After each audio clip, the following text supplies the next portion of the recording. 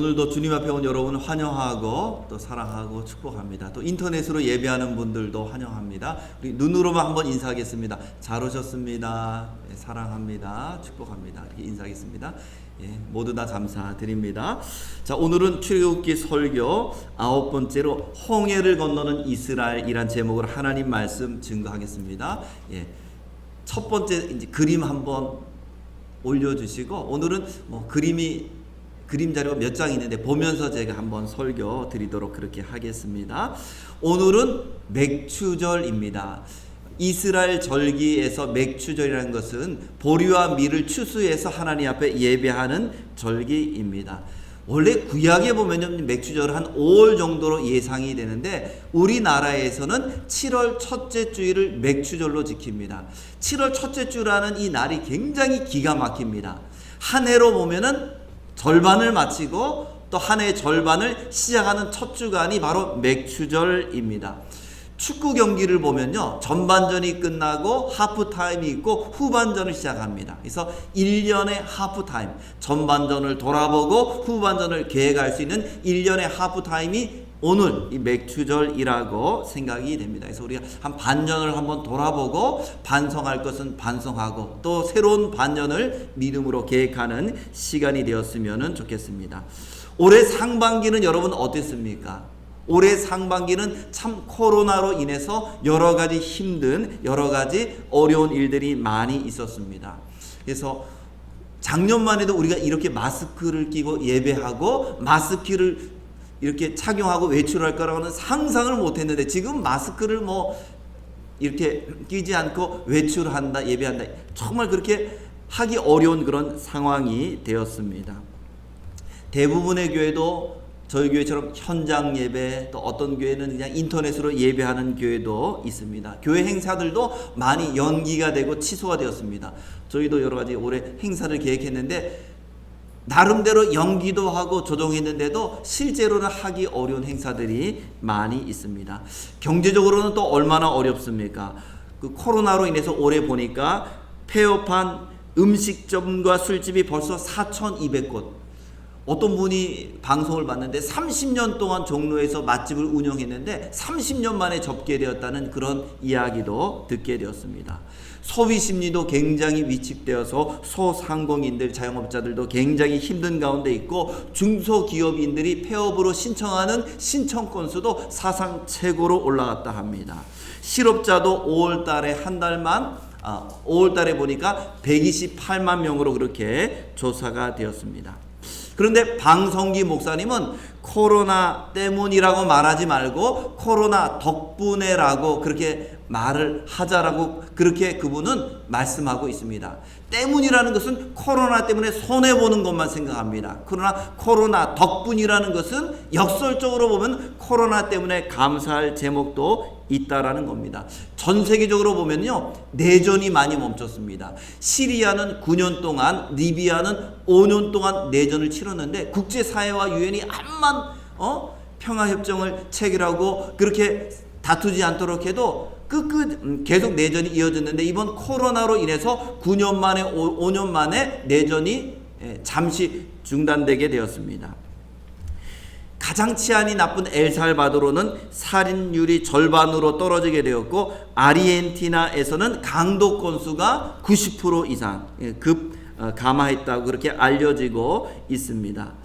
우리나라도 마찬가지입니다. 경제적으로는 어려웠지만 그래도 코로나로 인해서 신천지가 정체가 폭로되어서 많은 분들이 신천지에 대해서 알게 된 것은 역설의 감사라고 볼 수 있습니다.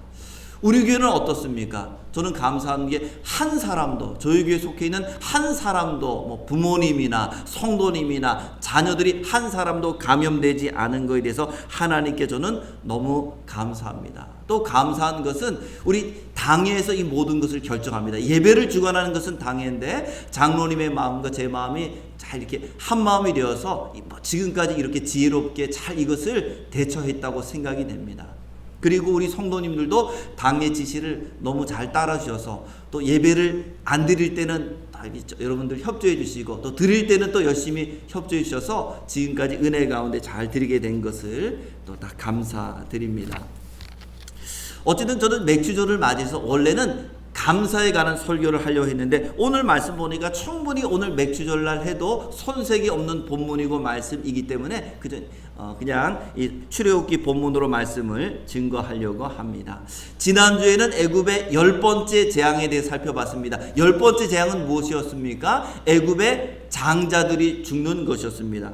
하나님은 이스라엘 백성들을 보호하기 위해서 어린 양과 염소를 준비해라, 1년 된 양을 준비하고 흠없는 것을 준비하고 수컷을 준비하라고 말씀드렸습니다. 그 자세한 내용은 그 밴드나 인터넷 설교를 올렸으니까 여러분 한번 확인해 보시고, 또 그 피를 갖다가 문에 어디에 발랐습니까? 문 양쪽 설주와 문 위에 있는 임방에 발랐습니다. 지방에 바르지 않은 이유는 지방에 바르면 사람들이 피를 자꾸 밟기 때문에 그 피를 귀하게 여길 수 있도록 하기 위해서 지방에는 바르지 않았다라고 말씀드렸습니다. 오늘은 10번째 재앙이 마친 다음에 이제 홍해까지 오는, 홍해를 건너는 그 말씀까지 한번 살펴보겠습니다. 한번 따라 하시겠습니다. 하나님의 인도하심. 자, 이스라엘 백성들은 낮에 나오게 되었을까요? 아니면 밤에 애굽을 탈출하게 되었을까요? 오늘 말씀 보니까 12장 42절 말씀 보니까 밤에 나왔다라고 기록되어 있습니다.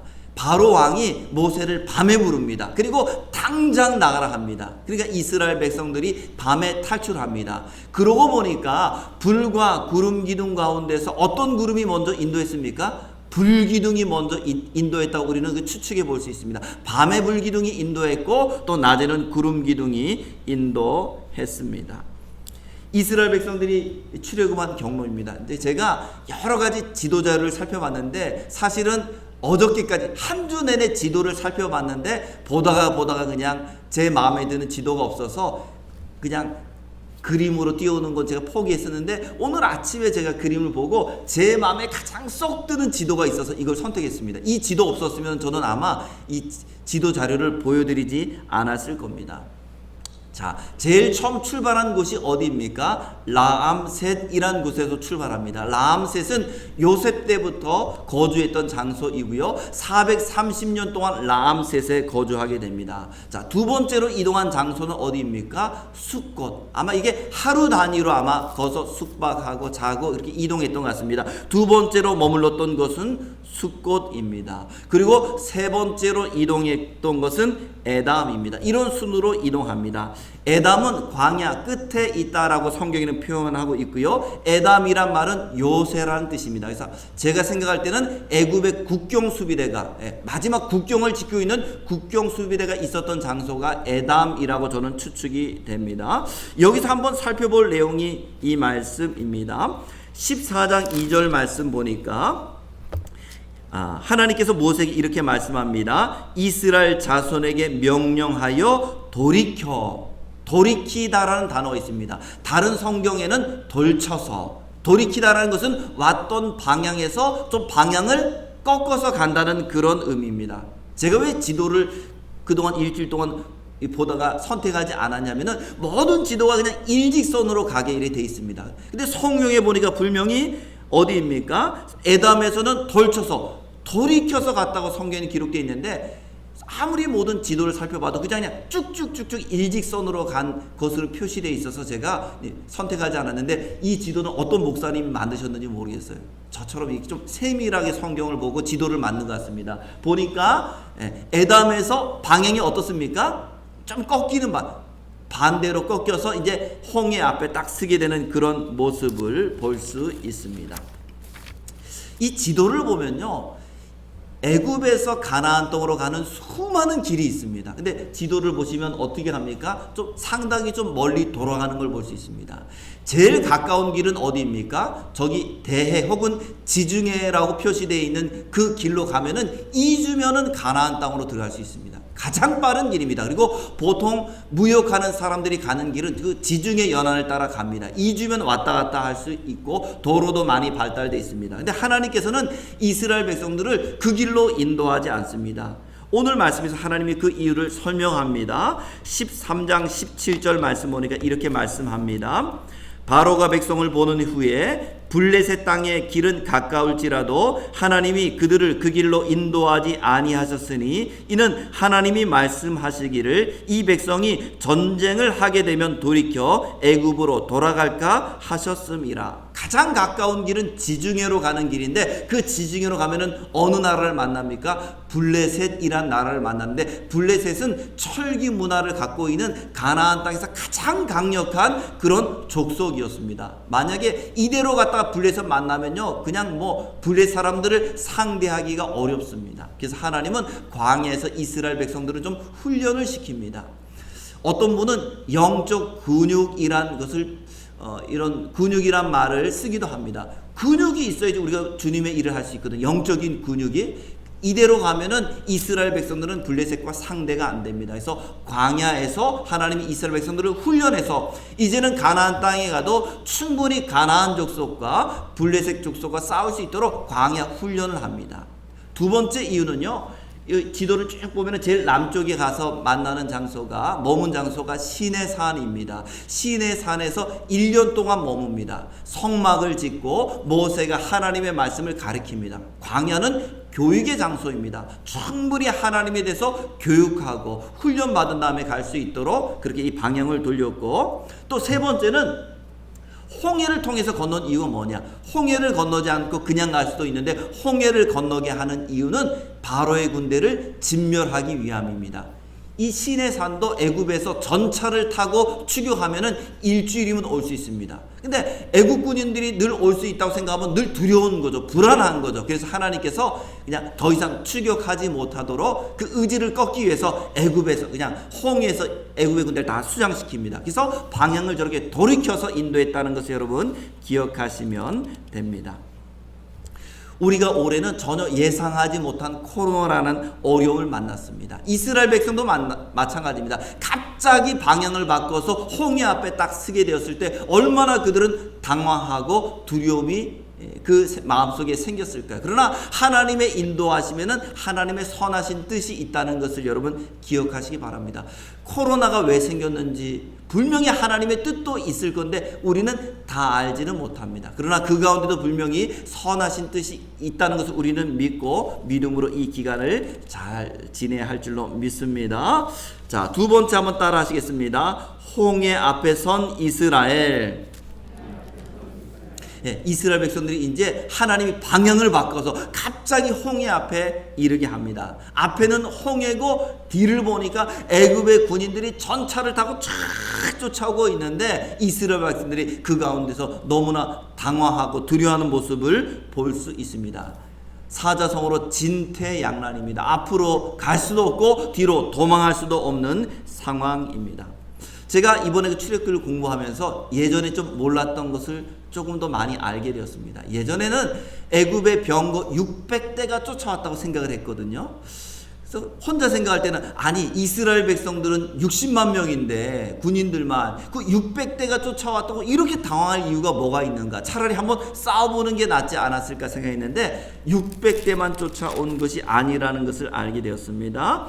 자, 오늘 성경 말씀 같이 보겠습니다. 출애굽기 14장 7절 말씀 보겠습니다. 여기는 이렇게 기록되어 있습니다. 선발된 병거 600대와 애굽의 모든 병거를 동원하니. 예, 동원된 병거가 몇 대입니까? 선발되었다라는 것은 아주 정예화된 부대의 전차 부대가 600대였다는 거고요. 그 뒤에 보니까 그것 말고도 애굽에 있는 모든 병거를 동원했다. 600대라는 것은 아주 정예화된 그런 바로의 특별 부대가 600대의 전차를 타고 쫓아오고 그 말고도 애굽의 모든 병거를 다 동원했다. 그러니까 600대 이상이라는 걸 알 수 있습니다. 9절 말씀도 보겠습니다. 14장 9절. 애굽 사람들과 바로의 말들 병거들과 마병들과 그 군대가 그들의 뒤를 따라가. 병거 부대만 오는 게 아닙니다. 9절 말씀을 가만히 보니까 병거들과 전차 부대가 따르고 있습니다. 뒤에는 뭡니까? 마병들. 마병이라는 것은 기마부대입니다. 기마부대가 따라오고 있고요. 그 뒤에 보니까 그 군대, 다른 번역에는 보병이라고 기록되어 있습니다. 그러니까 앞에는 전차부대, 그 뒤에는 기병대, 또 뒤에는 보병대까지 함께 쫙 추적하는 것을 볼 수 있습니다. 그러니까 수많은 군대를 데리고 따라오고 있습니다.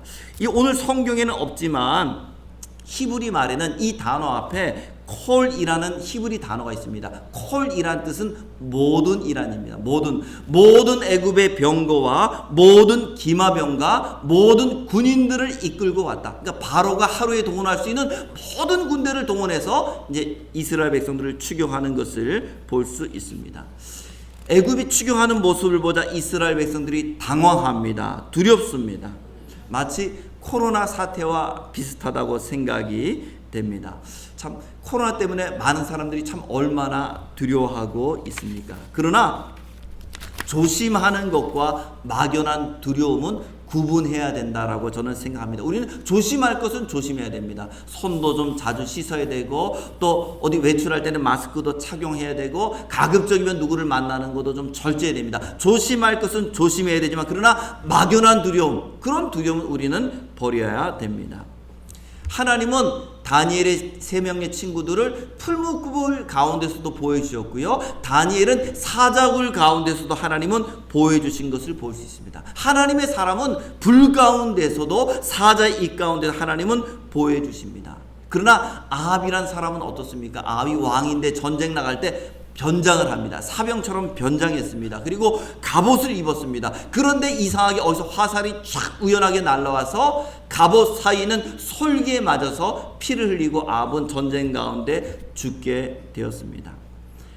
아무리 조심해도 걸리면 걸리는 것이고요, 또 이 생명이라는 것은 절대 하나님의 주권 가운데 있습니다. 죽고 싶어도 때가 되지 않으면 죽지 않게 되고, 또 하나님이 부르시게 되면 어느 누구도 그 부르심 앞에 거역할 수 없는 것이 인간의 생명입니다. 그래서 우리가 조심할 것은 조심해야 되지만 인생의 모든 생사화복을 하나님이 주관하신다는 것을 여러분 좀 믿으시고, 우리가 조심하면서도 또 평안하면서 담대해야 됩니다. 그래서 이스라엘 백성들이 너무 두려워했다 성경에 기록되어 있고요. 또 오늘 말씀 14장 10절 끝에 보니까 여호와께 부르짖었다. 이 부르짖었다는 말은 기도했다는 건데 믿음으로 기도하는 것은 아닙니다. 나중에 보니까 모세를 원망하고 불평하고 차라리 죽는 게 낫지 않느냐 그렇게 말한 걸 보니까 믿음의 기도는 아닙니다.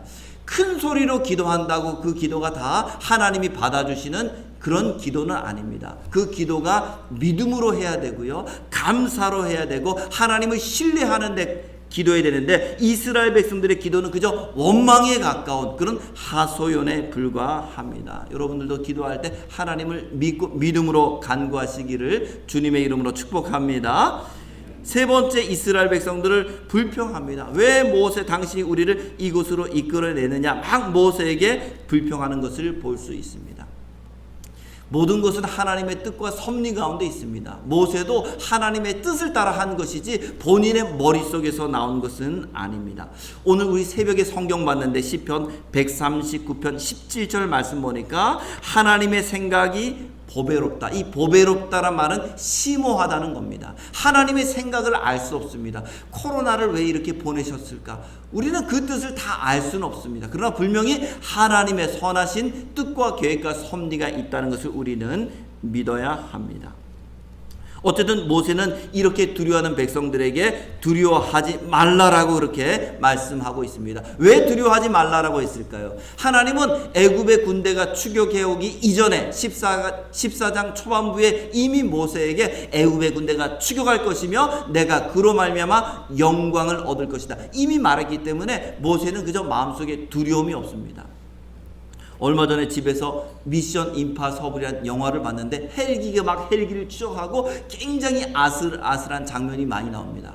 근데 저희 아이들은 보면서 그냥 편안합니다. 근데 저는 보면서 저게 어떻게 될까, 사고가 날까, 주인공이 어떨까 두려운데 저희 아이들은 그냥 편안히 보는 거예요. 이유를 물어보니까 미리 봤다는 거예요. 미리 보니까 볼 때 걱정이 안 되는 거죠. 모세도 미리 봤습니다. 믿음으로 봤습니다. 하나님께서 애굽의 모든 군대를 물리치시고 영광을 받으실 것이라고 말한 음성을 들었기 때문에 그저 편안하게 백성들에게 두려워하지 말라라고 권면하고 있습니다. 여러분들도 하나님이 함께 하시니까 너무 두려워하지 않기를 주의 이름으로 축복합니다.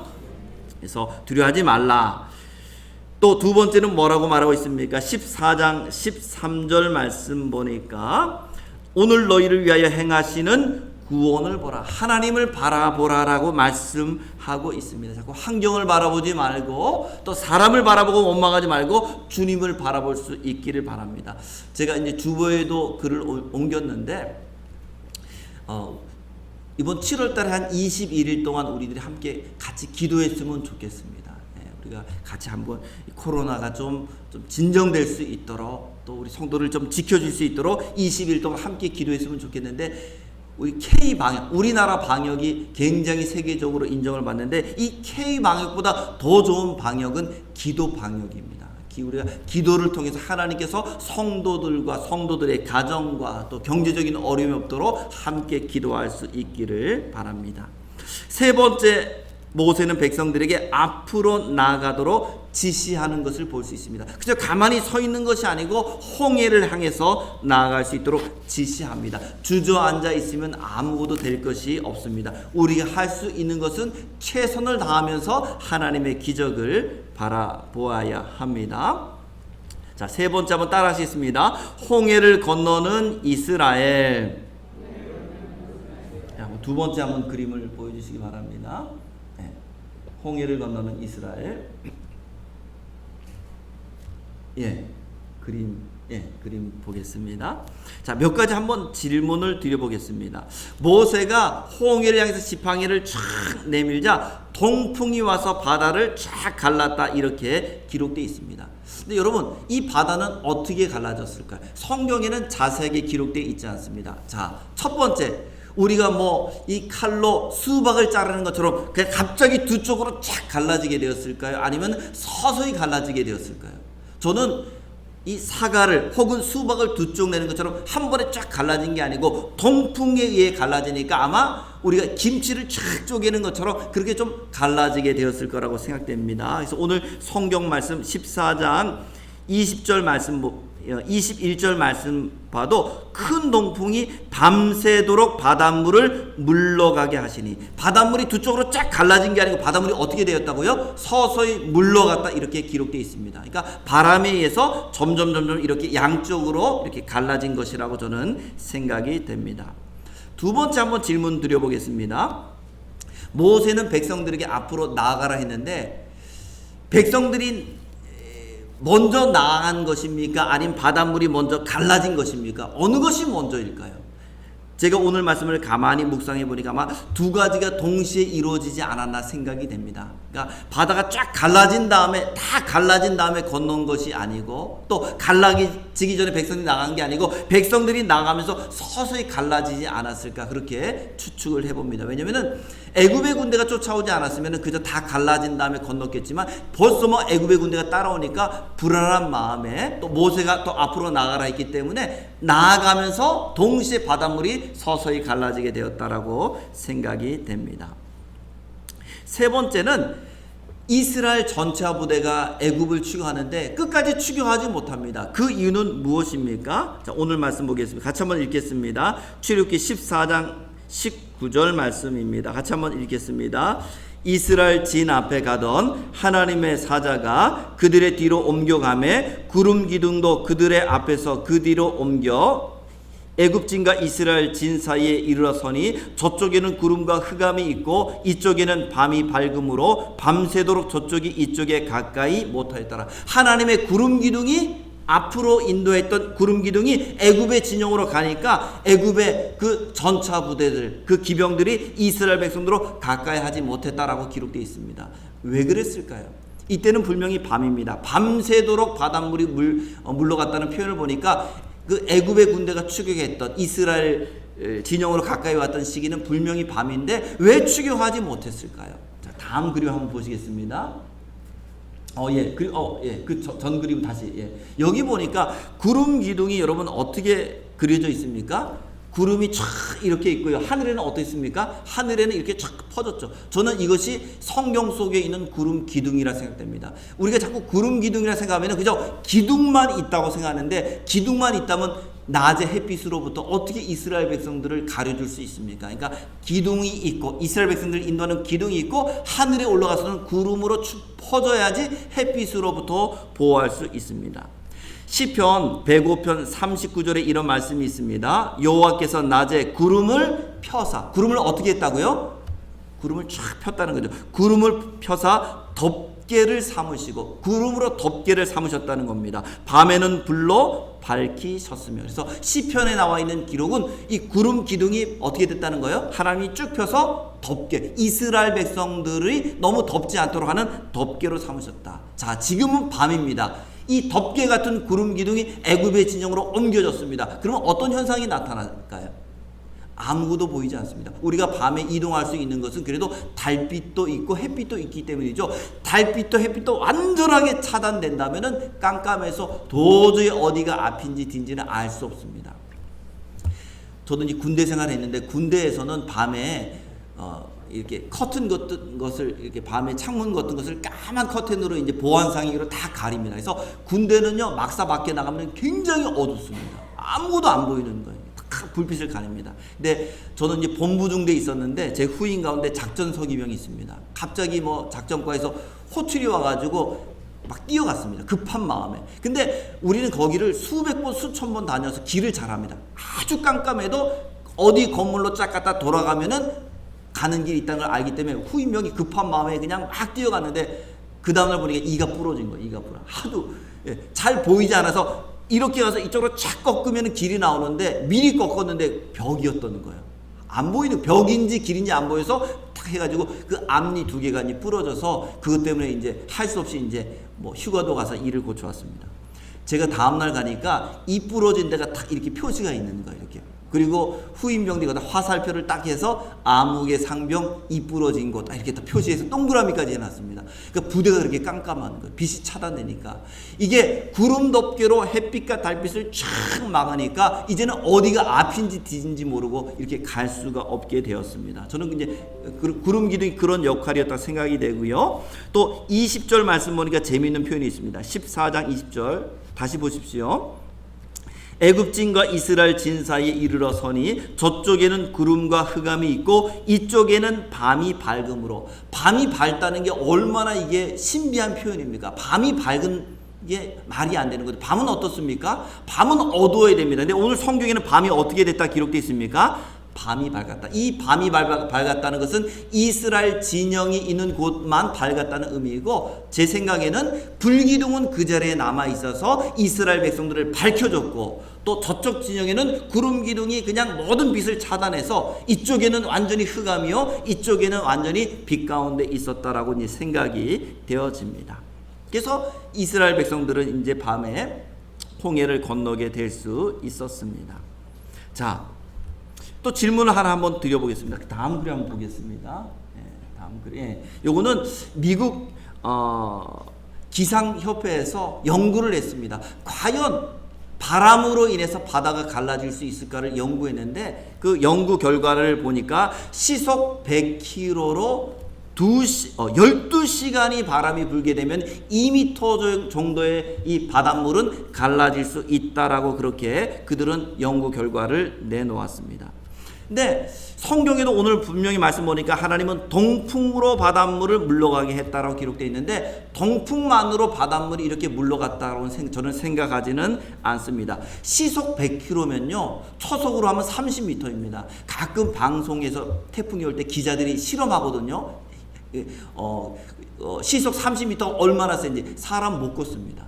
그 정도로 이게 센 거예요. 그러니까 이 바다를 가를 정도로 이 바람이 세다면 사람도 거기에서는 제대로 건너갈 수가 없습니다. 그래서 이것은 동풍이라는 것을 이용했지만 하나님께서 놀라운 기적을 통해서 이 바닷물을 딱 건너오지 못하도록 한 것이지, 바람만으로 이 바닷물이 물러가게 했다고는 생각하지 않습니다. 그 다음 그림 보십시오. 이게 홍해를 건너는 모습인데, 오늘 우리가 읽은 4장 22절 말씀 보니까 물은 그들의 좌우에 벽이 되었다. 벽이 됐다는 거죠. 성경에서는 분명히 벽이 되었다 말하는데, 이 벽이란 사전적인 의미는 수직 건조물을 의미합니다. 벽이란 건 이 수직으로 되어 있는 거예요. 그러니까 이 홍해물이 어떻게 됐다는 거예요? 벽처럼 쫙 됐다는데, 이것은 바다 아무리 바람이 많이 불어도 이렇게는 될 수 없습니다. 그래서 바람을 이용했기는 이용했지만은 하나님의 놀라운 기적으로 이것이 딱 세워질 수 있도록 했고 백성들은 이제 그 사이를 지나가게 되었습니다. 출애굽기 15장 8절 말씀 보니까 이 바람은 어떤 바람이냐? 쥐의 콧김에 물이 쌓였다라고 이렇게 성경에는 기록되어 있습니다. 하나님이 콧김을 보니까 이것이 홍해가 갈라졌다. 그러니까 하나님이 얼마나 위대하신 분인가를 이렇게 표현하고 있습니다. 가끔 연예인들이 예능 프로 나와서 콧김으로 무슨 철을 끄고 이런 게 있거든요. 근데 하나님이 콧김을 보니까 홍해가 갈라졌다는 하나님의 위대하심을 그렇게 표현하고 있습니다. 애굽의 군인들도 이 홍해를 따라오다가 결국 홍해 가운데 수장되게 됩니다. 자, 그 다음 그림 보겠습니다. 홍해 밑을 보니까요, 이렇게 전차 바퀴 같은 것이 굉장히 많이 발견되었습니다. 또 그 다음 그림, 그 다음 그림도 이 홍해 밑에 이상하게 전차 바퀴들이 그렇게 많다는 거예요. 그 다음 그림까지 보겠습니다. 그것이 이 당시 모세가 있을 때 애굽의 군인들이 전체에 달았던 바퀴들이 홍해 바다에서 많이 발견된 것이 탐사 프로그램 가운데 발견된 것을 볼 수 있습니다. 자, 오늘 말씀 결론 맺겠습니다. 코로나19 때문이라고 말하지 마시고 코로나19 덕분이라고 한번 관점을 바꿔 보시기 바랍니다. 가족들과 더 많이 있게 되었고 또 이 기간을 여러분들이 좀 유익하게 잘 보내시기를 바랍니다. 두 번째는 홍해 앞에 선 이스라엘 백성처럼 불평하고 원망하고 그리고 두려워하지 마시고 믿음으로 담대하게 나가시는 여러분 되기 바라고 하나님께서 이스라엘 백성들을 보호하신 것처럼 여러분들을 지키고 보호하실 것을 믿고 담대할 수 있는 여러분 되기를 주님의 이름으로 축복합니다. 기도하겠습니다. 하나님 아버지, 코로나 때문에 불편한 것도 많이 있지만은 불평하고 원망하지 말고 하나님께서 이스라엘 백성들을 보호하신